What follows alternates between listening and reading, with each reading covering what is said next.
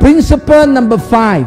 I believe that while we want miracles, that's what we want. We want a miraculous intervention for the challenges that is in front of us.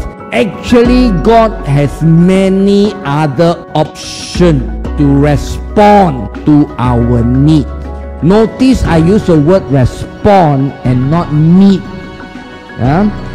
See, because we come before God with a particular challenge in our life, and often very natural, we want a supernatural intervention so that the problem can disappear, so that it will go away as soon as possible, as easily as possible. But we forgot that actually God has more than one option to respond to our need.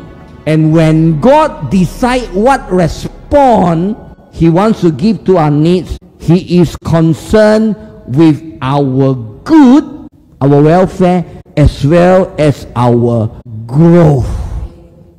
He's concerned with our welfare, our good, as well as our growth. Let me try to unpack this. If every challenges in our life is resolved by a miracle, do you think we will learn maturity?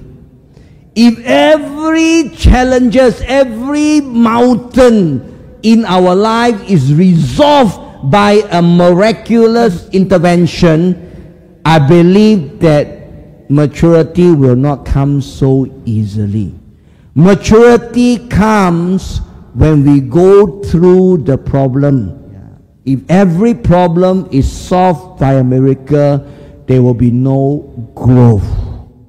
Paul in 2 Corinthians chapter 12 tells us that he has a particular problem in his life.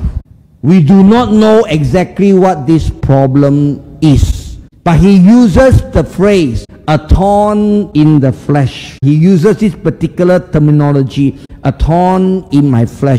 And the Bible says Paul prayed 3 times for this thorn to be removed. Now, what could this thorn be? We don't know. We don't know for sure. But we all human beings very curious one. Even though we do not know what this thorn could be, we gave three or four possible options. Some people think this thorn could be demonic harassment. Demonic harassment. That means the devil put challenges. Like for example, I think Paul went to a particular place to preach, and then there was this young girl who was demon possessed, who keep on disturbing Paul. You remember the story? And then Paul, out of his frustration, cast the demon out of this girl. But the owner, this girl was like a slave The owner of the girl actually used her like a fortune teller to predict things. So when Paul, out of his frustration, cast the demon out of this girl don't have that prophetic, so to speak, like the fortune telling ability anymore. So the owner of this girl, this slave, was angry with Paul, and then Paul ended up in the jail. You understand? Yeah. So demonic harassment is like that. So some people think that Paul's thorn in the flesh was actually demonic harassment. One possibility.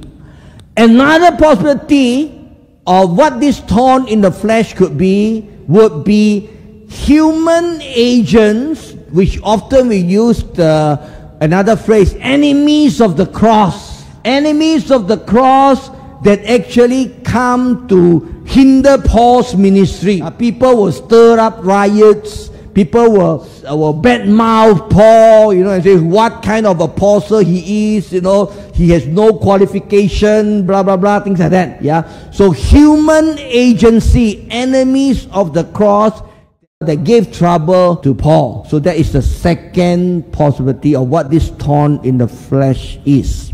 The third possibility of what the thorn in the flesh could be would be a physical illness. So some people believe that Paul had a physical illness that became a thorn in his flesh. In fact, most theologians believe that the third one is the most likely one. In fact, one particular school of thought says that very likely Paul had epilepsy. Well, of course, other people say maybe he had an eye problem or he had some kind of other illness. But one person even say that Paul was epileptic. Whatever the possibility may be, we do not know. So one good question, one good assignment for you is when you go up to heaven and you see Paul, find out from him what the thorn in the flesh is actually. I would want to do that.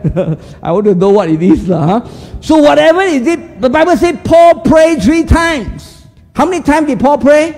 Did he really pray 3 times only? I think he prayed more than that. We use the idiom, you better think twice. Does it mean you think twice only? Then you think it thoroughly. So I believe Paul prayed more than 3 times. I think it's a figure of speech. So Paul come before God and say, God, please take this away. Please remove this thorn from my flesh. But what was God's reply? God said, no, my grace will be sufficient for you, and my strength will be shown in your, complete the sentence, weakness. My strength is shown in your weakness. My strength can be also shown in your miracle. Of course, right, isn't it? The power of God can be shown in your miracle. But in this case, in Paul's case, God said, my strength will be shown in your weakness. That means what? You continue to be weak. You continue to be weak, and my strength will be there. Enough for you. Enough, not overflowing. Enough means cukup lah. Because sometimes we don't like the word enough one.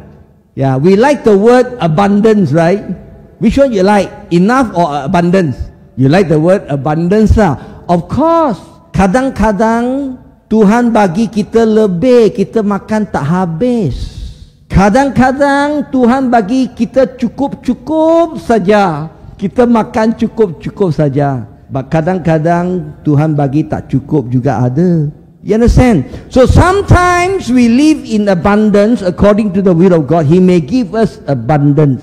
Sometimes we go through needs, isn't it? And sometimes it is just enough. But whether it is abundance or whether it is lack, and I'm not just quoting out of the air, no, because Paul said, I have learned to live a life of contentment, whether in abundance or in lack, that's what Paul said, So whether it's abundance or whether it is lack or whether it is just enough, the ultimate objective of God is growth. You understand what I'm trying to say?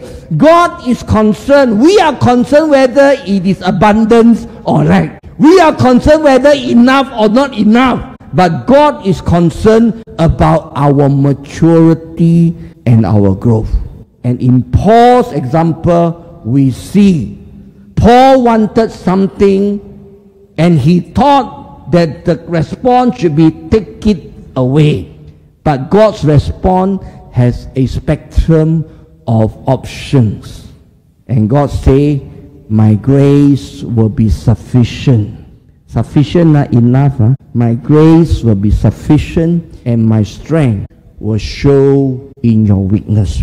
This is principle number 5. We come before God and we want a miracle. But let us realize that God has an option. More option than what we really only want.